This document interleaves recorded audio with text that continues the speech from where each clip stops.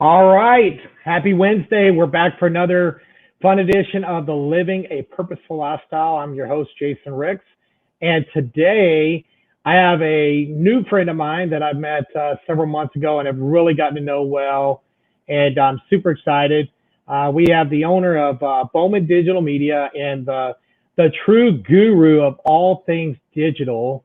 Ira, welcome to the show, man. I really appreciate you being on today, and super excited to share your story with all the peeps at home. Yeah, it's my pleasure to be here. In fact, I'm a little bit of a nerd, so I'm going to be in the comment section on LinkedIn. I just said thanks for having me on LinkedIn because this is what I do. I'm usually the one that's doing the interviewing, so it's funny to be in the other seat, but I appreciate you having me. Yeah, you're usually the guy on the left, not the right, so it's kind of unusual for you. But so, as to kind of set the stage for everybody, you and I have gotten to know each other well, but for those that don't know, why don't you give us a little bit of your backstory? I mean, I know that you have a very special story about kind of growing up through some hard knocks, and I think that that'd be some good subject matter for our folks to hear, like how you overcame that as we get further into the show. But why don't you just kind of set the stage and tell us about kind of like take us back to when you're a kid and kind of walk us through that. Wow. Okay. Well, how much time do you want me to expound? Because there's a lot there to unpack if you really want to go all the way. So do you want like a minute or do you want? Yeah, I think just a good we've got probably 10 minutes to cover your work history up until now, and then we'll get into more of what you're doing now. So Okay. um, So my childhood was interesting because my parents got divorced when I was relatively young. I was 8 years old when they got divorced. I'm one of four, but my parents have both been married and divorced and remarried 4 times each. So I have two older siblings and a younger brother, and we grew up together. I actually have another sibling that's much younger than us. My dad had a child late in life. So growing up, there was four of us, but my parents got divorced, like I said, when I was 8. I was living in Las Vegas, Nevada, and I was the only one to stay with my dad. The other three went and lived with my mom.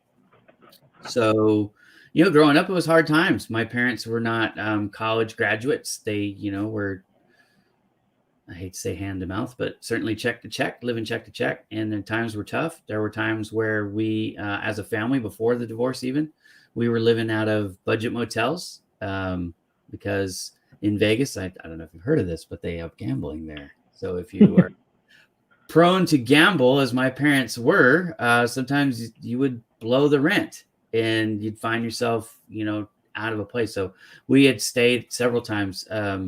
When we moved to Las Vegas, I was 5 years old. We actually stayed for months with a family friend. We actually ended up calling them aunt and uncle because our families were so close.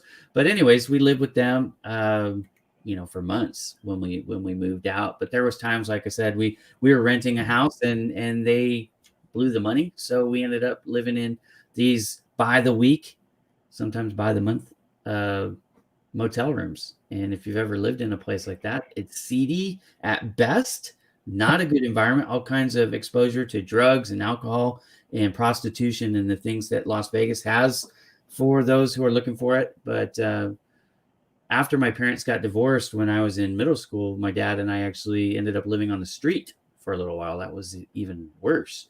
So I've experienced some of the most unfriendly, unpleasant things that you could imagine, like sleeping, out in the middle of a city.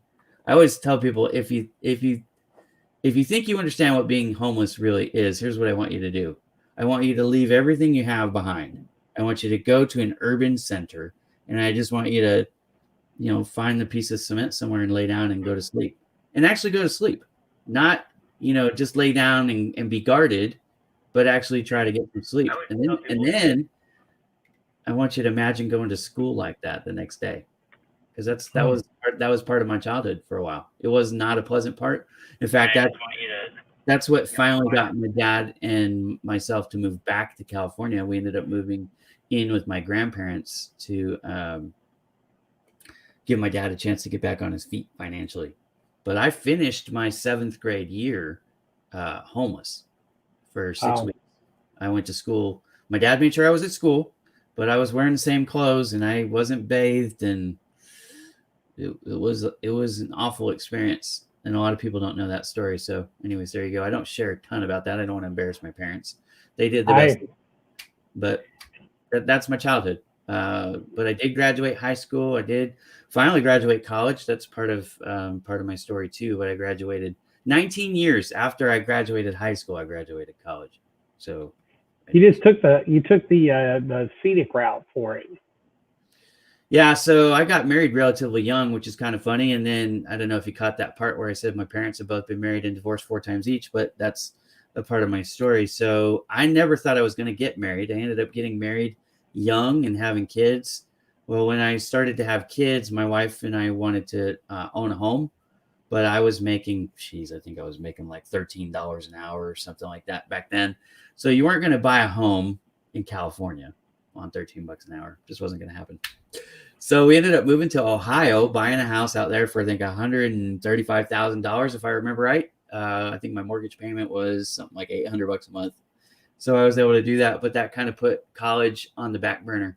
So I didn't go to college, and then out in Ohio, like most of the country, college is not subsidized like it is in California. So it was, instead of being $3,000 or $4,000 a year for tuition, it was now $30,000 to $40,000 a year for tuition. And I think at that time when I moved to Ohio, I was making 42 grand a year, I believe, is where I was at. So I couldn't spend 40 on college if I was only making 42. One thing I'm proud of, when I graduated college, I graduated debt free. Didn't have any student loans or anything like that. So I'm a pay as you go kind of guy. I think part of the lessons that I learned with, money and how to manage it, mostly from negative examples, frankly, watching my parents screw up, with their incomes, taught me to live a different way. So, like my vehicles, I own my vehicles outright. We don't buy cars, with car payments and things like that. I do things a little bit different because of the way I grew up.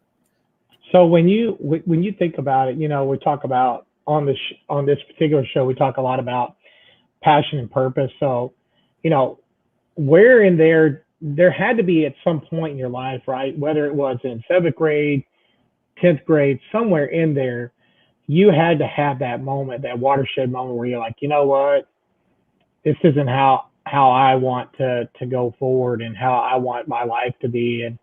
Um, and I would have to think that there had to be that moment that you're like, I vision something different for myself. Kind of, can you share what that may have been or where that came from? Well, I think first and foremost, when you're in the journey, when I was in the journey, I never like really thought about my my parents' mistakes and what they could have done and probably should have done differently and better, right? Like I was a part of the team, so it was just about survival, and you know, it wasn't about I deserve better or anything like that, right? However, probably when I got married, and the reason why I stopped going to school was so that I could provide for my family and make sure that they had a stable home. Now, we've moved a lot of times, probably much more than any of you would tolerate. And when I say that, so I didn't have a degree, but I have 8 children. For any of you who don't know me, so you probably just dropped your jaw. Let me pick that back up. Let me explain. So I have 8 children, and as the family grew without the degree, I was an employee. I was never a 1099 guy, right? I was always a W-2 guy. So I always had a job, but I had to move to where I could afford to live or where I could make more money as our family grew. So that's what I did. So we moved, we've lived in Ohio, we've lived in Texas, we've lived in California, we've lived in Nevada, and we've moved, I think on average once every 3 years over the last 20 years. I've been married 20 years. So we've moved on average once every 3 years, I think. So there you go, 6 or 7 moves. And that wears my family out because my family hasn't grown up the way I grew up. I'm going to tell you something that's staggering. I went to 5 high schools, I went to 8 junior highs, and I went to over 20 elementary schools. Right? Wow. as a kid. Okay. So when I look back, it's about perspective, obviously. When I look back, I go, well, moving every 3 years ain't that big a deal. But my family, they hate it now. Like, they want to stay put, which is, I know we're going to get into this, but why I'm doing what I'm doing now. But for me, when you talk about that passion, that change, what flips the script? Well, for me, it was, I don't want to be a home renter. I don't want to be living in an apartment. I don't want to have in unstable living condition. So for me, it's stable is, home that I'm purchasing, I own it, even though it's funny because if you quit paying your taxes, they'll take it away from you too. So you never really own it because you got to pay taxes on it. But that was something for me that made me feel comfortable in my own skin, was home ownership. And then owning the vehicles, right? Now, so like part of the problem that my parents had, they actually both were good at making money. They were just bad at the spending. They it's a bad business model. You spend more than you make and you're in trouble. So for me, I've always been cautious of what I commit to in my whole life, whether that be my time or, contributing to a project or volunteering or donating money, whatever if I commit to it, I'm going to do it. That's important to me. So. Yeah. And I think that that's one of the things I've gotten to know about you is you are such a giver, but I think you do a good job of balancing giving and not giving so much that you can't control it, if you will. And I think you do a really phenomenal job with that. So that's a skill. Honestly, that's a skill, Jason. A lot of people need to work on that. You could probably give more than you're giving now. I can too, but you have to be careful not to over rev the engine and burn out. So there is life. There's a fine line there, and one of the things, even in my corporate role that I have now, the ability to say no, you just get a ton of requests for time, and things, and you want to give as much as you possibly can, right? Like how my heart is about giving to people, and we got the small files and all this. It's just a way of life for me, but there's only so much of Jason to go around. And so what happens is if you don't learn to say no sometimes, then the things that really matter most are the things that you're most passionate about. You can only do it 65, 70% because you've stretched yourself too thin. And then in the end, you don't have the impact on the things that really matter. So I think that you're right. Being able to say no and to pace yourself is a skill that you have to learn as you grow and take on more responsibilities, and as you continue to expand your influence, if you will. Well, there's something that helped me, and I'm going to share it just in case anybody in the audience is struggling with this idea. When you always say yes, it's not as special. When you don't say yes all the time, your yeses become more special. So the frequency of the yes determines how special it is. It's kind of like supply and demand, right? If yes is in readily supply, then it's not that big a deal and the price is lower. But if it's harder to get that yes, then the price goes up. So anyways, if that helps you, it helps me. But also, we were kind of joking about being fluffy off camera. Yes. I'm definitely guilty of being fluffy. But part of that is, making sure we take time to eat, sleep, and exercise. And if you're always saying yes to all these requests, and trust me, it sounds like bragging when I tell people how many requests I get a day, right? I get hit on all the time. I have a huge social media network, 300,000 followers across, the different platforms, and I get a lot of requests. If I could, first of all, it's impossible to say yes to all of them, right? For everybody who says, can you just meet with me for 15 minutes? There's not enough 15-minute slots in the day for all the requests I get every single day. And most of those, frankly, they're trying to sell me something. You know what I mean? So you have to figure out a system that works for you. I use block scheduling to help me with mine. So I have block schedules for everything. Personal time, sleep time, fitness time, personal care. I'm just going to leave it with that. business time, right? And then you can subdivide that into, here's charitable time, or, time for meetings with people that maybe it's not a good fit, but you just want to have, you want to be available for some of that. So you create these time blocks. And then if you stick to the time blocks, it'll really help you. And then you can adjust your schedule as you need. But that's called block scheduling. That's how I get done what I get done, and help keep in perspective and balance, a proper balance, what I need to Wow, I think that's some great advice out there for those struggling with balance. So, using the block schedule method that Howard just talked about, definitely there's some nuggets there. You kind of got us up to you get out of school, you move out to Ohio.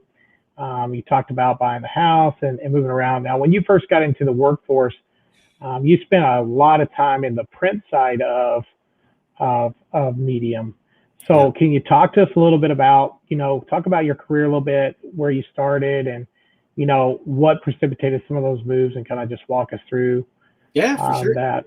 Relatively easy, kind of pain free. So I started actually in the print business in California before we had moved. I was still going to school, but I was here in the Bay Area. Well, here now I'm in LA, but I was up in the Bay Area. That's where really my family is from. So Napa, California. And then when I got older, we moved down to the San Jose area. So I lived in the North Bay and the South Bay, for those of you who are familiar with the Bay Area. And I've lived all over. I've lived in Campbell, San Jose, Gilroy, Morgan Hill, Fairfield, Napa, and then we lived out in Manteca there at the end. So I've lived all over the Bay.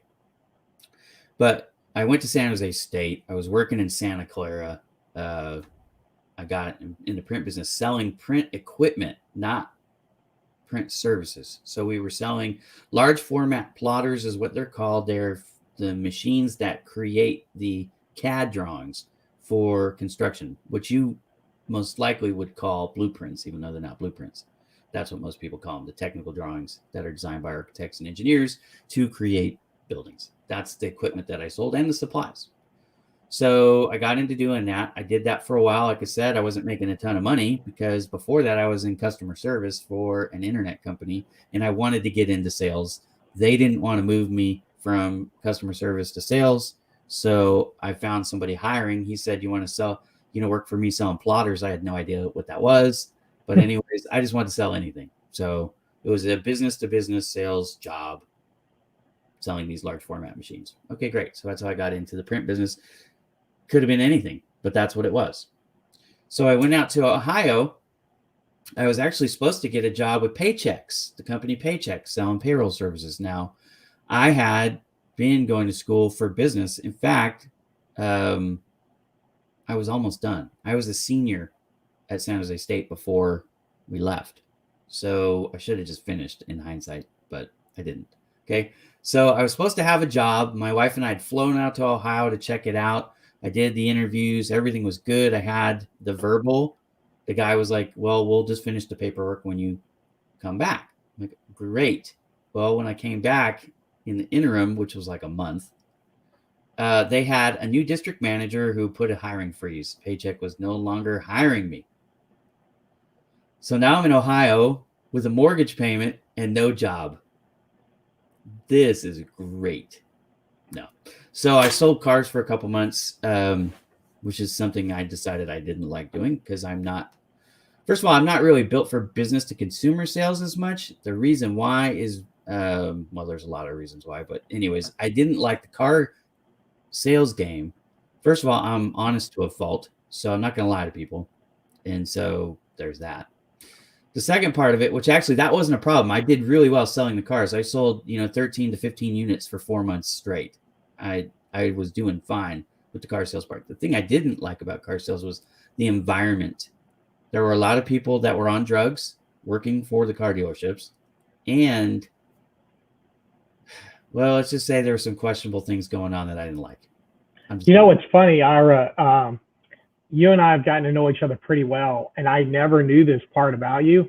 And it's so funny, because I spent about 6 to 8 months in the car business myself, and all the reasons that you lined out on why that wasn't a good fit for you was exactly why I left the car business too. You know, it had to do with the environment, the people I was working next to, and just feeling like I needed to take a shower every day when I got off of work because it was slimy. Yeah, And it was causing it's problems. just interesting how that works. It was causing problems for me, really, because not only that, so they would schedule me so many hours, but basically they told me if the store is open, you need to be here working. So I'm like, well, when am I supposed to see my family? You know what I mean? If you paid any attention to what I was saying before, like my wife and kids, that's important. You know what I mean? So That's right. so anyways, it was a bad fit. Well, it's really weird, but I had called before the paychecks thing was supposedly finalized. I had called some of the other dealers in Cincinnati. That's where we are. We're in Ohio, is in the Cincinnati area, so down at the bottom, western part of the state. So I had called an owner, and he didn't get back to me. I'm like, okay, he's not interested. No big deal. I mean, I didn't have a ton of experience. I think I had like 2 years experience at that point. So, anyways, one day it was like 7 a.m. We get this random call, and I answered it, and the guy goes, "Is this Ira?" I'm like, "Yeah, you called me." He goes, "Ira Bowman from California?" And I was starting to get pissed off. I really was. I was like, "Yeah, you called me." This guy had called every Bowman, and you got to understand, if you look up the name Bowman in Cincinnati, Ohio, it's like 2.5 pages in the phone book, which I know Wow. people don't even use the phone book anymore. But he was hunting me down because he wanted me to come work for him, and he didn't have a way to get a hold of me. LinkedIn wasn't really a thing back then. In fact, it didn't exist back then. So he was hunting me down because he wanted me to come work for him. And I wanted him to find me, but I didn't know it. You know what I mean? Because in my mind, that ship had sailed down the river. So I believe in divine appointments. That was a divine appointment. Anyways, he hired me, I believe, for 42 grand a year. I only remember that because I remember that's how much I was making at the time. I was looking at going to University of Miami, Ohio was the place I was going to go. Anyways, couldn't afford it. Sorry. It is what it is. So anyways, he hired me. I ended up being his sales manager for a couple of years.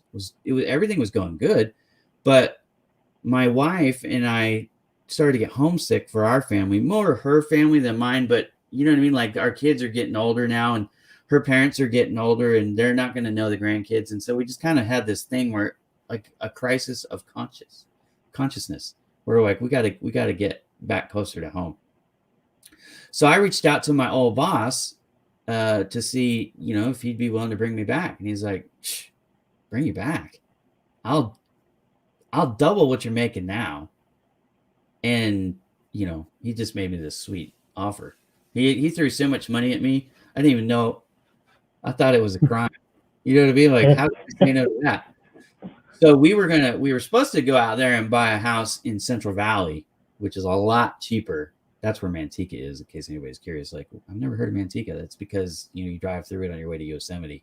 It's a lot cheaper. Anyways, so I was supposed to buy a house there and run a new office for them. That was going to be the idea. So he's going to pay me this money. I'm going to live out in like Turlock or something, somewhere between Sacramento and Fresno, basically. And I was going to build up the business out there. Well, when we came back, we ended up living with her parents in Saratoga, and I was working for him out of Santa Clara.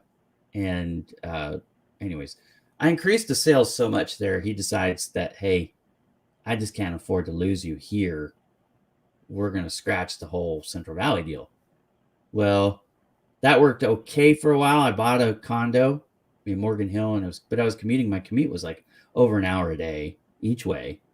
And, after a few years, my wife and I just kind of got tired of that. And then she got pregnant with twins. And it's like, okay, well, we can't really afford to live here in a condo. There's not enough room. We can't buy a bigger house because we don't have the money. It's not even the payment. It was the down payment, really, that was killing us. And that was when the economy started to crash. So we ended up going to Vegas and working for a few companies in Vegas. In Vegas, I switched from the hardware to selling the print. And what do I mean by that? I mean, I'm selling, wraps for the side of buildings, and I'm doing, trade show booths and all kinds of fun stuff. Like, it was a lot of fun. Selling the equipment was technical. Selling to engineers and architects, kind of boring, but it paid the bills. But this was fun. Like I was dealing with Caesar's Forum Shop. I was dealing with the MGM Group, dealing with like the Tropicana Hotel, dealing with the Mob Museum, dealing with companies like Shuffle Master, gaming companies, basically, and stuff like that. So that was Vegas is where I switched in 2008 and 9, I believe, if I got my timeline right, from selling equipment to selling the printing. But that's where I got into graphic design. In case any of you are curious how I got into graphics, I started doing design work because some of my clients, the smaller folks, didn't have an artist to create the files. Well, to print the files, we got to have a file to print. Hey, Bonnie. So anyways, I started learning how to do the graphics on the side so that I could get more print business for my clients. So that's how I got into it. So anyways, from there, we moved to Texas. I had finished my degree in 2013 and said, okay, well, now I've got this big fancy paper saying I'm something smart. Let me jump into the management role and help train people. So I went to work out in Texas for a company called Thomas Printworks, and that was great. Worked there for 4 years, but things changed. The dynamic of the company changed, and they were ready to move on, and I was ready to move on. So I ended up coming back to California to work for another company that I had worked for previously. I've worked for the same company, actually 4 different companies I've worked for more than once.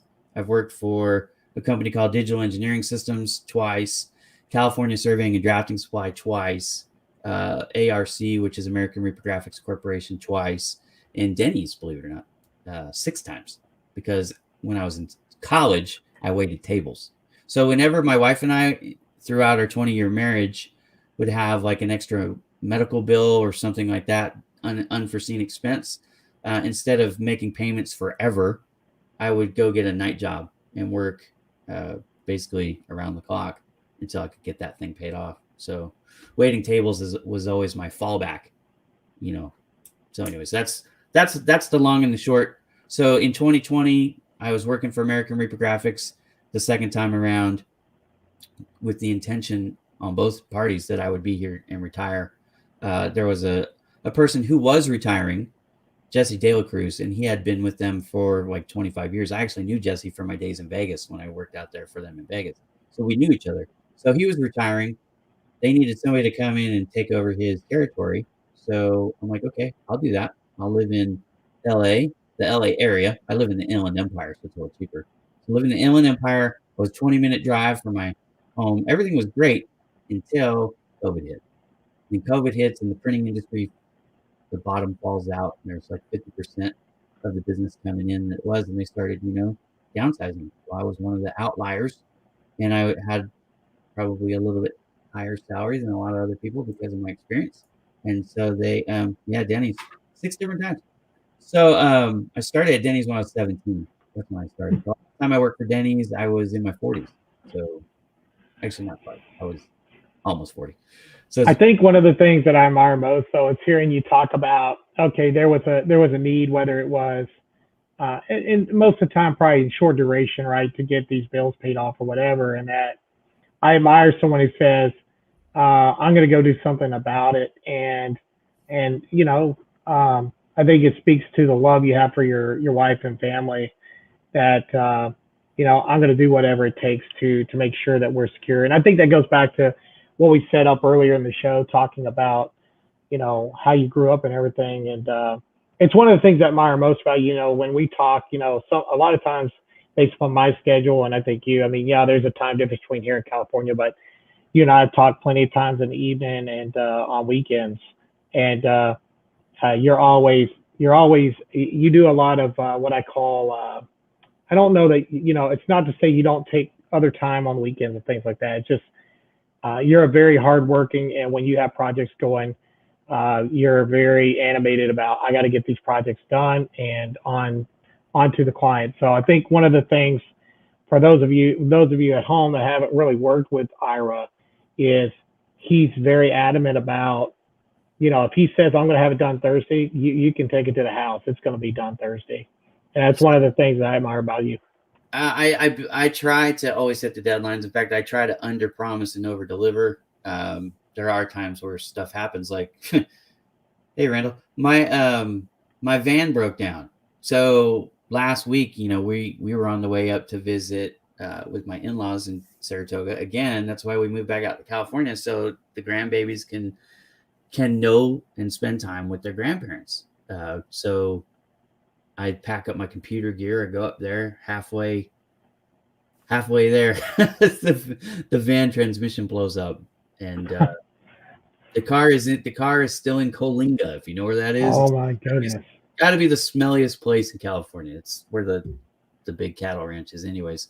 So I stayed up there for a week, but my wife and my kids are still up there. In fact, they'll be up there until the transmission is done, which hopefully will be Monday or Tuesday now. But the plan was just to be up there for a week, and then that's turning into a couple weeks. There's advantages to being a business owner, which is what I'm trying to say, and then there's like the job is always on. I don't get paid by the hour, technically. That's right. You know what I mean? Like the job has to be done, and I'm always looking for not one-off jobs, but I'm looking for business relationships, and I'm looking for, to work with people on a regular basis. I do a lot of one-off stuff, actually, frankly, for free. I like to do it. I like to help people. And, I know that if I help them, they have a higher proclivity to come back to me in the future, and they're going to give me referrals and things like, so I've never worried. I don't keep a scale that way. Just, I believe in win-win networking. I don't know if that makes sense to you. I know it does to you, Jason, but to you watching, but win-win networking is not about quid pro quo necessarily, but it is about, helping people and them appreciating it and then returning the favor when they can and where they can. It could come in a whole variety of different things. But you and I have also talked about, I believe in you reap what you sow, which is, some people call it karma. Some people just call it the universe taking care of you or whatever. However, I'm not going to get religious on folks, although I believe what the Bible says. So it's reap what you sow for me. So I try to plant good things all the time. And then, some of those seeds turn into good things for me directly, and sometimes they don't. And it's like the water under the bridge thing. But then somewhere along the way, you get a favor from somebody you weren't expecting. And that's awesome. So that's how I try to live my life. Yeah. And I think that what I've seen from watching you is, one of the things, you got the project Help You Grow, which, some folks watching probably don't know what that is. So why don't we do this real quick? Can you give me like a 30-second snippet of that? And then I'll ask the question about it. Yeah. So Project Help You Grow has turned into, it's a job. I hate to say job board because that's not really the main purpose of it. What it is, it's a resource for folks who need help finding a job. And I help to educate them more than anything else. I bring in industry experts. I interview them. They write blogs. I write blogs. The information is available in video and blog form. And then there's also a job board where they can find active job listings, and they can create a candidate profile to increase their overall SEO on the internet. And you go, well, how does it help you with that? Trust me, it helps you in a variety of ways, but in 30 seconds, I can't explain it. Anyways, that's fully self-funded. I funded the whole thing. I created it with the help of a web developer company called Dealers League. Michael believed in what I was doing and he volunteered, said, hey, man, you could do so much more with this if you had a professionally built site. And I said, that's great, but I don't have any money. And he goes, hey, I'll build it for you. You just help promote my business for me with your network. I said, done. So he built me the original site, and that's how it got off the ground. That launched in 2018. There are no ads on the website. There's no fees for anything. There's no anything to join, or you can't spend a single penny on the site if you try. There's no place to spend any money. There's no advertising. I don't sell third-party data. It is completely a philanthropy, which means it's charity. So I do, in full disclosure, have 2 sponsors right now. I picked up my first sponsor in 2019. Panna Nose started sending me a monthly check. It wasn't enough to cover everything, but it was a help, a blessing to me personally. I'm like, thank you very much. She had to drop off for whatever reason, probably because of COVID. So I lost my sponsorship. One of my friends found out about it and goes, well, what was she paying you? And I told her. She goes, well, I can't afford to pay that, but I can do half. And I said, that's great. Well, then you know what she did? she reached out, and this is Erica Warfield, just in case anybody's curious. Erica Warfield reached out to one of her clients and said, hey, would you be willing to cover the other half? And he said, yeah. So I have the full sponsorship that I had before with Pan and Nose through 2 other people. So it's Springboard Consulting and Erica Warfield Sales. They're sponsoring me. It's a little bit, but it helps, but I cover obviously the website. I run the site, all that stuff. It takes time and money. So I appreciate it, but you will not find a single ad anywhere on the site. So you don't have to worry about, there's no pop-ups. There's no now you're going to be getting emails. The only person who has access to Project Help You Grow's email is me, and I don't have time to bother you. I promise you. So if somebody if somebody out there's looking for a job, they're struggling or whatever, what's the best way for them to find Project Help You Grow? You can type in Project Help You Grow into LinkedIn, just Google it. It's the very first thing that comes up. It's the domain authorities in the 20s. So it outranks anything that if you put in Project Help You Grow, it's the first thing that shows up. It's just projecthelpyougrow.com if you want the URL, but you can find us on Facebook. You can find us on LinkedIn. You can find us on the web. So, and I think that just speaks to how much you value giving back and really trying to add value for others. So we talked about kind of your career. So COVID hits last year. I know the story because you were on the phone with our friend Joe Stepke, right? You're just downloading with him, having a friendly conversation. Phone rings. So why don't you walk us through how you transitioned through COVID from full-time job to your current gig? Well, thank you. We could talk about my grandma dying next. For those of you who aren't familiar with that show. Yeah, this is painful. So, okay, I was working for ARC. I was working for ARC. And like I said, they brought me in. I started with them December 30th, 2019. I bought my home down here in the Inland Empire, ready to go. Got started, was rolling, was hitting my number. It was building. Actually, when he called me, I was on the phone. It was a Zoom call, to be exact, with my buddy Joseph Stepke. We had kind of a standing thing because we're friends. So anyways, my boss calls. It's 5:30 on Friday. I'm like, hang on a second. This is my boss. It's going to be probably a 30-second call. And I had 2 different $100,000 orders that I was working on at the time. So I thought he was going to, call me to ask me how the meeting that I had just got done with went, or just, quick congratulations on getting these. These are deals that were in the pipeline with a close of 90%. So they were very likely to happen, right? So I thought it was just going to be a quick call like that. But that's not what it was. The call was, hey, Ira, I hate to tell you this, but we're going to have to put you on furlough. 30-day furlough was what I was told. I hate to say this. I didn't know what the word furlough meant. What is furlough? What does that mean? That means Jack Diddly Doo-Doo. That's what that really means. What it's supposed to mean is you have a job, but you're not getting paid. In fact, I had to send them money to cover my benefits. Sure.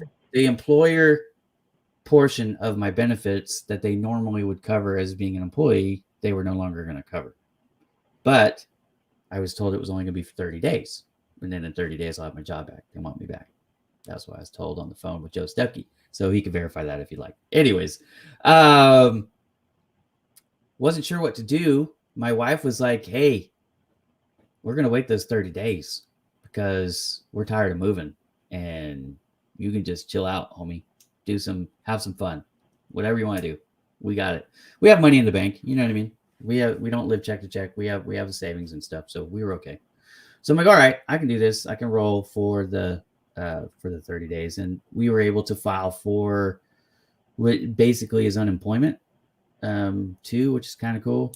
Yeah. So, well, no, Cobra when you have my family is $1,500 a month. Just so you know, that was Cobra. That's not a viable option for us.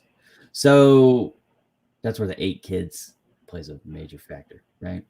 Okay. So we were able to get unemployment. So I thought, okay, that's not so bad. And this is the funny part about Joe. Joe goes, hey, you got some free time on your hands. You want to build my website?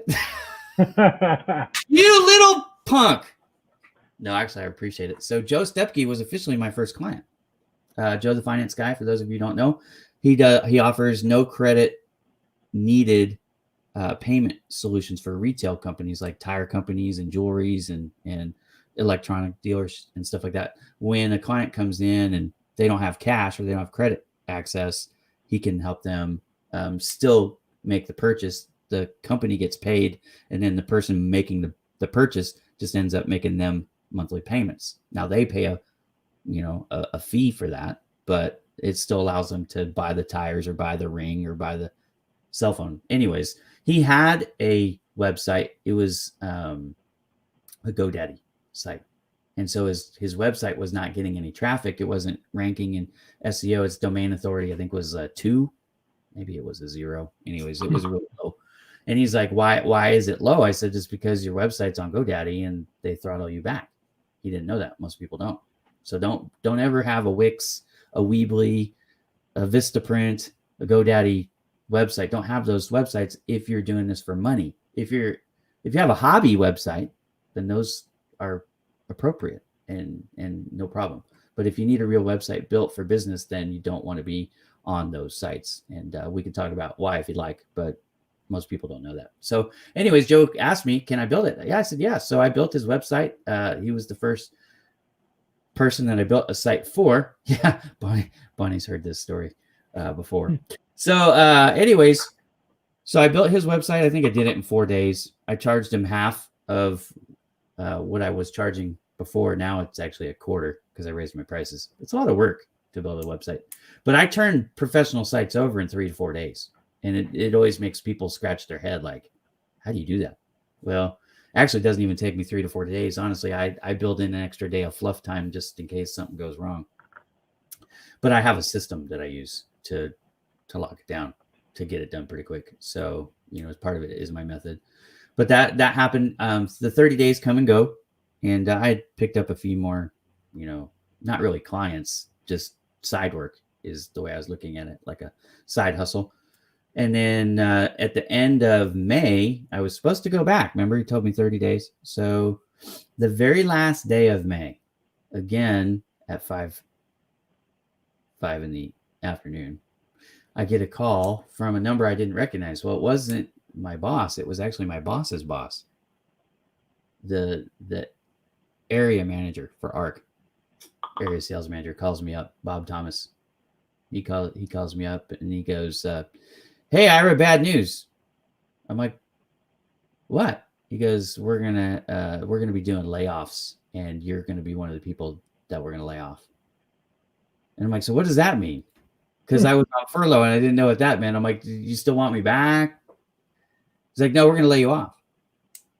I'm like, oh, okay. So thanks. That was it. Never heard from anybody at ARC ever again. So at that point, it was a Friday. I think it was a Friday. It might not have been a Friday, actually. But anyways, I took the weekend to try to decide. So this is, the beginning of June. I took the weekend to decide, what do I want to do? Because it's a big decision. I'm supporting 10 people. It's not just myself.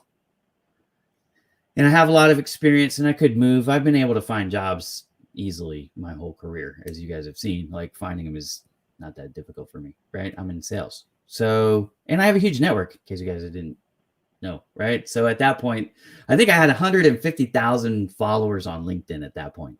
So I'm like, certainly some organization out there would like to hire me just for my network, if nothing else, right? I could be the world's biggest goober, have no talent in the sales field. And that's not true, but you know what I mean? But those things could be true. And still with my network, there's a value there, a huge value, if people know how to utilize it. So I'm like, well, maybe I should do that. And my wife was like, yeah, you should do that, because she's comfortable with the employee thing. And I've proven I can make it work. But something, you can call it the Holy Spirit, you can call it indigestion, you could call it just my desire or whatever. But to me, if any of you have ever lost a job, it's a punch gut. It's a gut punch. Sorry, I have dyslexia, so I say things backwards sometimes. And when I make typos in my posts, thanks for pointing it out, everybody. I have dyslexia. Feel bad. I don't care. I'll misspell the word just to mess with you. But yeah, typos. Some people can't let that go. Did you know you misspelled that word? Yeah. Thanks for Just for you. Thanks for pointing that out. But I do have dyslexia, so there you go. So, anyways, it was kind of like a veneer, Jason. I mean, I'm gonna just get completely naked here, transparent with folks.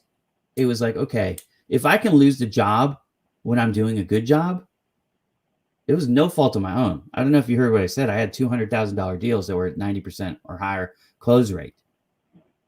And I didn't get paid any commission on those, by the way. And I'm pretty sure they got that work. But anyways, I digress. So why would I want to have another job that I could totally kill it and lose my job? To me, I thought there's no peace there. If it's not really stable, then what's the point? Because I know with the effort that I bring, you talked about it a little bit, my work ethic, which I've never met anybody who puts in the time and effort into the things that I do. And, I know that can come off as a humble brag, but I'm just going to be completely real with you guys. I work really hard. I sleep very little. And most people go, how do you function on 2 to 4 hours of sleep a day? But for me, if I try to sleep more than that, I actually can't. So it is part of my problem. But yeah, to what Bonnie's point was, it's like, okay, here's what I'm going to do. Instead of getting one egg and putting it in a giant basket, because I need to feed 10 people, right? And my daughter's in college. So my cost of living went up because I had to help her with a new computer and cell phone. And every time I turn around, money, right? Okay. And my wife likes to go on vacation. I don't know what it is. She's bugging me. She's on vacation right now. And she's bugging me about what's the next vacation. And this is a true story. It's happening right now on Facebook.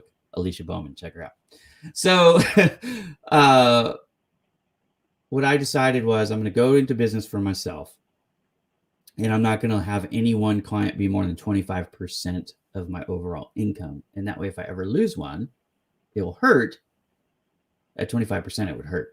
But it wouldn't be a showstopper. You know what I mean? So now that's what I've got. I've actually have about 25 clients in total. And my biggest client is still not 25% of my overall income. But you know what I mean? So that's what I did. I know that W-2, a lot of people, that's the way they think. And I get it because up to June of last year, that's how I thought too. Like I always wanted to own my own business, but I didn't have what I needed pushing me to do it because I think we've talked about that point before, Ira, a number of times where how many times do you read about the start of something really great, something really cool, right? Like a new business, somebody really stepping out as a result of hardship, loss of job, or, like I think about, I wish I could remember the company, but I read a book back in the summer about a gal, and she started a company that they do medical billing. They send medical bills out. Okay.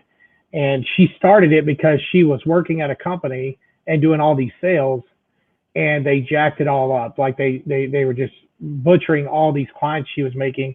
So her income and ability to take care of her and her daughter was gravely impacted because of the company. So she said, I can just do this myself. And I see a lot of that in you as far as, hey, if I succeed or whether I fail, it's all on me. And, I think this kind of pushed you to do it. And so, I commend you for it. Yeah, it was a total push. And I actually went against the wishes of my wife, which is not something I would normally do. But I believed in myself. And don't you think that's, I mean, for me, like, I'm going through currently, this transition with our company. And I look at it as, you can do everything right.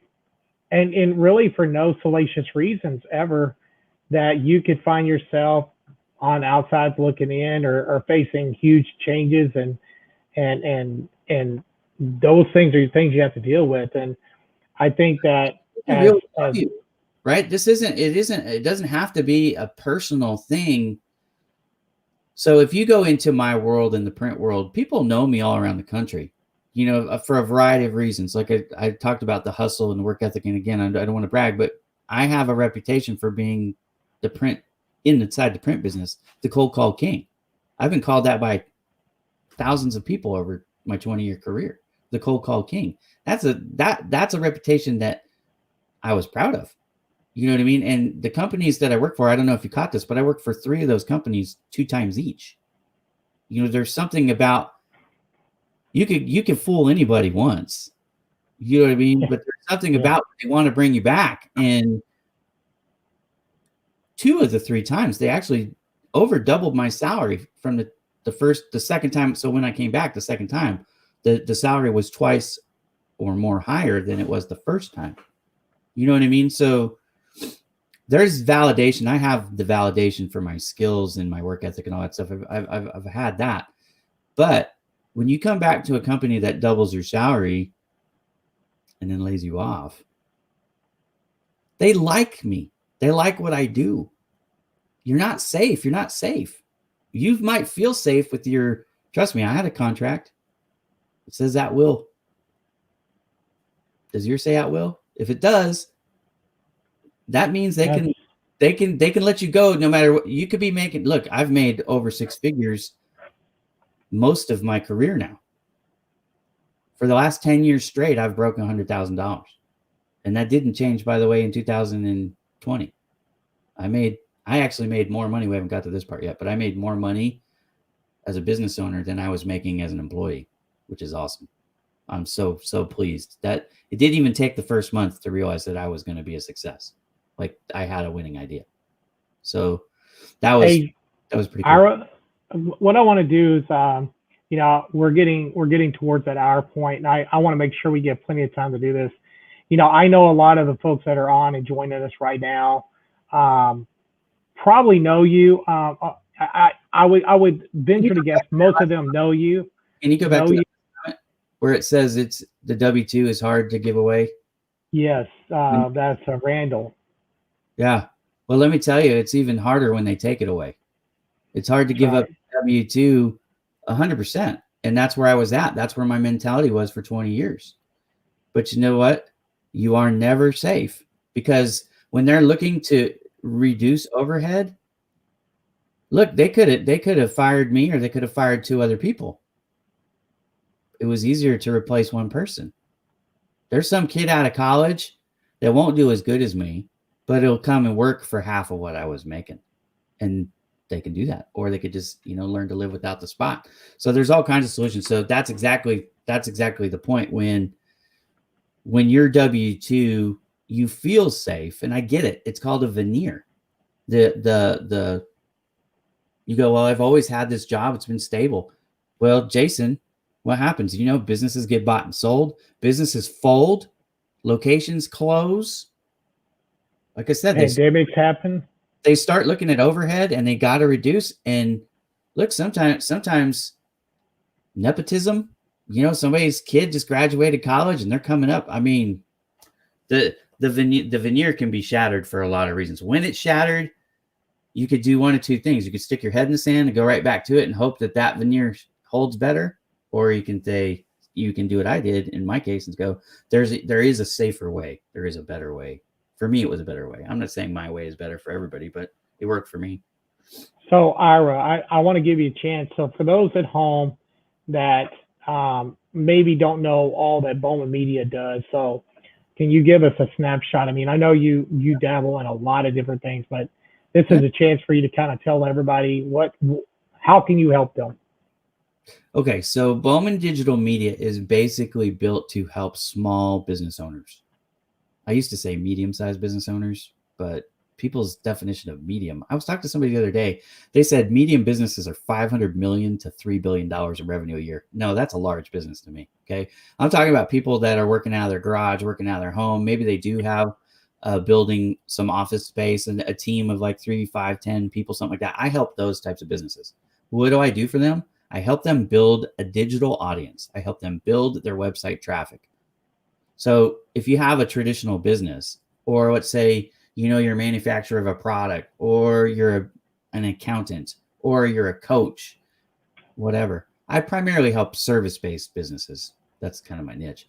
But I help them build their LinkedIn following. I help them build their YouTube channel. I help them build their Instagram, build their Twitter, build their Pinterest, wherever they need to build on social media. And that's determined based on who their clients are. So we're gonna do a little bit of homework before we get started and go, who are your target audience? Where do they live? Where do they hang out? Because we're going to build those channels.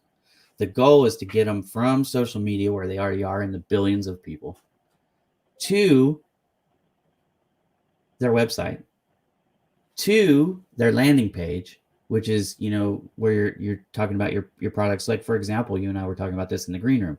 I'm having a promotion right now. I'm a photographer, videographer, graphic designer. I do all these things. Great. So one of the things I'm doing is I'm doing a free photo shoot for anybody in the Los Angeles area can apply.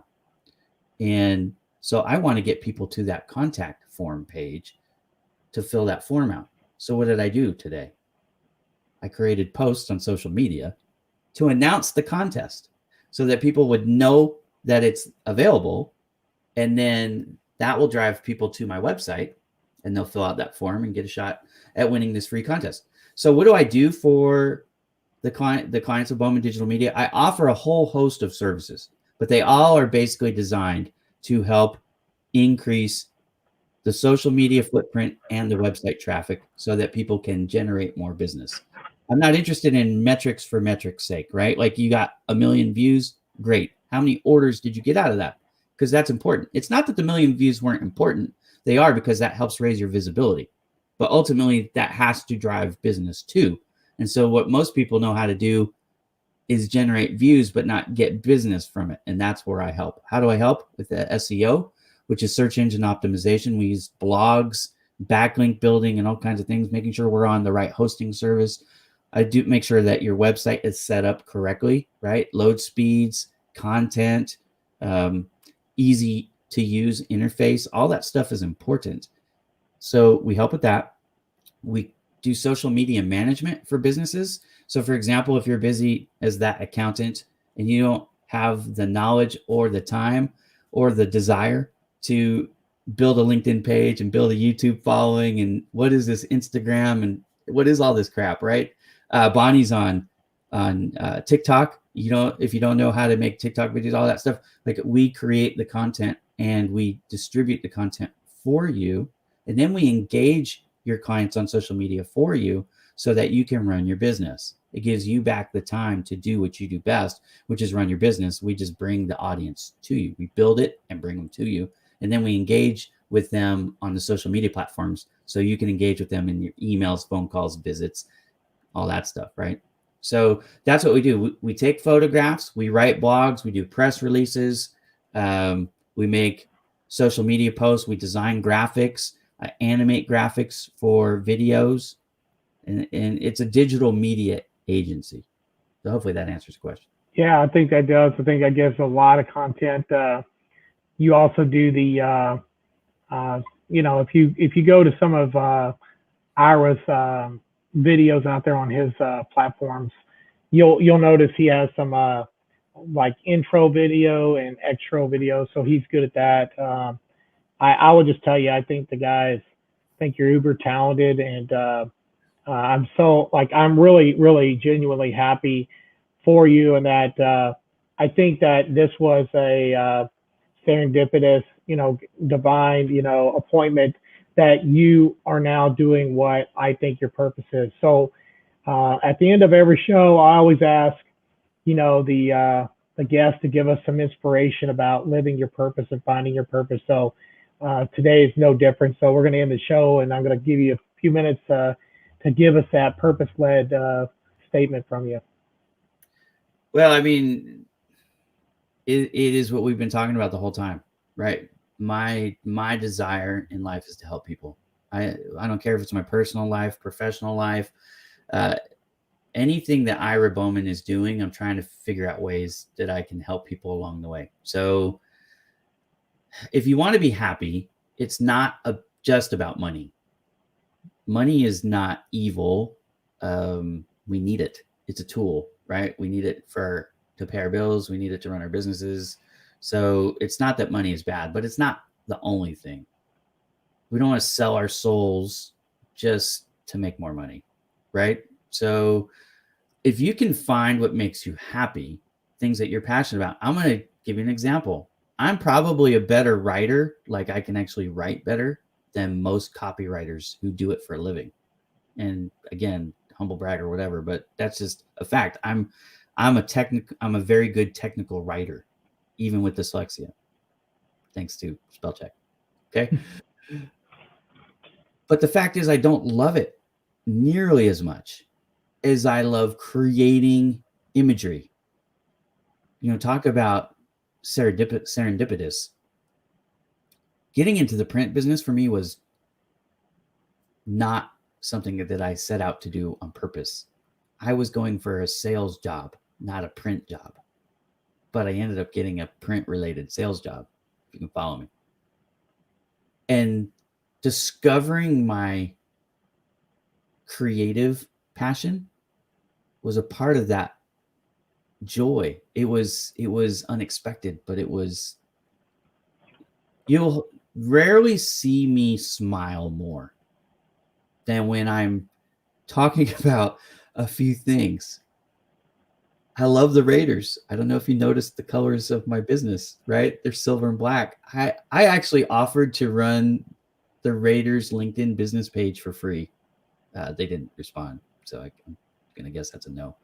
But I offered to do it for free because you want to talk about like the trifecta for me, right? It's social media, it's LinkedIn, it's the Raiders. I love everything about it. I mean, honestly, everything about it. So if you can find, and I don't know who you are that's watching, right?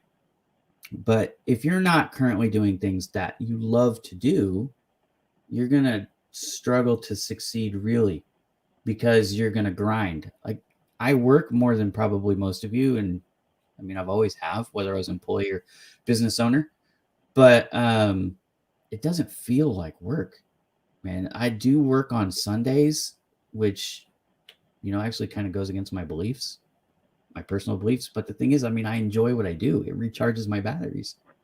I'm like a solar powered battery charger that runs off the sun, but I create my own sun by being, the go-lids. I would have saved a fortune. Come on. You know how she does. She knows how expensive concession stands are. It's ridiculous. And I used to sit up in the nosebleeds. Everybody would laugh at me, but I sat on Mount Davis. If you know Oakland County Coliseum at all, the 20,000 seats that they built, which was total ripoff. I mean, they're still paying that thing off 21 years later. Anyways, they built that thing. I sat up there. They ended up tarping those seats. They were so bad, they ended up tarping them over. They don't even use them anymore. That's where my seats were. But if you can find something that you're passionate about, you're going to find it's much easier to put in the work. Success doesn't happen for anybody overnight. Overnight success takes 10 years to build, right?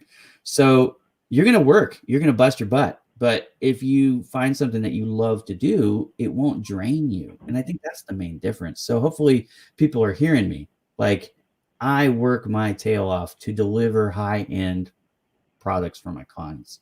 I actually, in full disclosure, put in more effort than I get paid. The agreed upon payment. You know what I mean? Like they're paying a certain thing. I do more than that. Always. Every single time. I go above and beyond every single time. Part of that's my personal, like I'm a perfectionist. I want it to be perfect. You know what I mean? But also I always want people to feel like they got value, good value. So they're getting more than they pay for. But the reason why I can do that is because I love it. If I didn't love it, then I would burn out. And so if you don't want to burn out, man, love what you do. Passion. Yeah, I think that's well said. We're gonna wrap it up on that. I think that leaving that the big overarching message is there. It goes back to kind of some of the old wise tales, and I think we need to get back to listening to some of those old wise tales, and that old wise tale about do what you love and you'll never work a day in your life. And I think that life's too short, and we are all put here with a purpose. Finding that purpose and living it and accepting it for what it is makes life worth living. So, Ira, Can't say thank you enough today for all you at home who've joined us today. You've been a great audience. I've had a lot of great comments and content along the way. We appreciate you. And until next week, uh, let's make sure we're all diligently out there pursuing our passion and our purposes in our daily lives. So until next week, this is Jason Ricks with Ira, and we're signing off. Have a Thank you. great rest of the day.